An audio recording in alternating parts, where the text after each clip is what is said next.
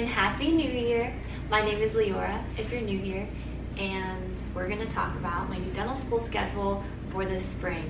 And before we get into that, I just wanted to say a few updates in regards to school. First update, there will be no spring break for the D1s or the D2s. I'm not sure about the D3s or the D4s, but for us, no spring break. Obviously, we have a lot to catch up on, and with COVID, and if there's a spring break, we would have to come back, quarantine, and get tested again, and it would just set us back more than we already are. So it made sense that they would cancel it. But no break is still going to be not fun, because it's like 6 months of just non-stop grinding, and yeah, that would be fun. And especially for us, it's going to be the hardest semester of our dental school career, supposedly. And that leads me into my second update, which is now that we are going to be in person at school, they obviously need to make sure that we are being smart and that we don't have COVID and we're not spreading it. So prior to us going back to campus, we have to have 2 negative COVID tests. And then once we are in school, we will be taking weekly COVID tests to make sure that we're good. And I'm not really sure of the protocol. If you are positive, I imagine you have to quarantine until X amount of days, 10 or 14. So hopefully you don't get COVID, because that would suck. That would definitely put me behind in classes, but we'll worry about that later. My third and final update is that since there's about 200 of us, they had to split us up into our group practices. There are 6 of them. So between those 6 groups, we're going in 2 or 3 groups at a time, and we'll be just hanging out with our group practice and maybe 1 or 2 other ones. So we won't get to see everyone, which is sad. Okay, let's look at my schedule.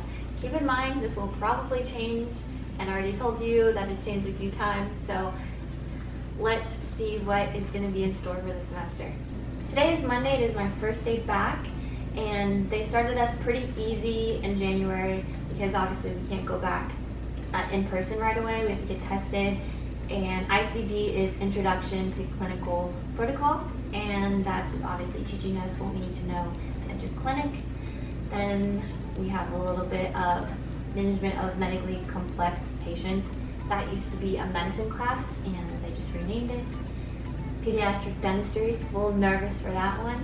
I don't really plan on working with kids, so I'm interested to see how much I like that class.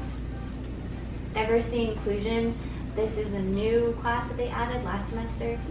It's been really eye-opening, and there's been a lot of great raw moments shared between my classmates and I, and it's been really nice getting to hear people's different perspectives and kind of how they've been brought up and stuff. Next week, we get to have instrument distribution.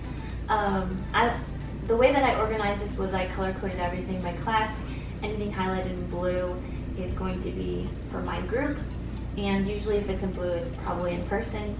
My instrument distribution is next Wednesday, and I still have my first year instruments, so I wonder if they're going to have us return them at that time, probably. And then third week of January, we're getting into a new class, endo. That should be fun.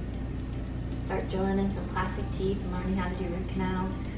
See, this is the best part of dental school, you know, we're getting into the actual dentistry, and it's going to be so fun, and also really hard. The final week of January, we start 2 new classes, implant dentistry and fixed pros. I've heard fixed pros is kind of hard, so interested to see how we do in that class. And then just going into February, I have a few days off here and there between holidays or just by chance, and continuing all the classes I mentioned prior. And March is where it starts to pick up a little bit more. We started a new class in February, removable pros, complete dentures, but we have it very sporadically, so it's like 1 class every 3 weeks or so. But in March it picks up and we have it more frequently. And then you can see the big span of exams, first and second week of April. That will probably be very, very hectic time for me. And also in April, we start new classes as we have ended other ones. You have geriatric dentistry is added to the schedule, and also removable partial dentures. So I'm interested to see the difference between the complete dentures class and the partial dentures class. Another new class that I start to see is in May, and we start OMFS, and that is oral and maxillofacial surgery. I'm sure that will be a fun class. And we also have more ICP classes, and I'm assuming that's when we're hopefully starting to go in clinic and assisting more, or actually shadowing and looking at procedures. I'm not really sure. And going into June, we're just continuing all the classes that we've taken in the past month or so. And we're ending in July with 2 new classes, Intro to Operative Materials and Nutrition and Oral Health Promotion. We have taken oral health promotion before, so I'm curious as to what we'll be learning in July. And that's pretty much it. It probably looks really confusing to you. It is a lot, and I'm sure whoever made the schedule had a crazy time trying to figure out everything and making sure that nothing overlaps. So I'm very grateful that they take the time and are very meticulous with the scheduling.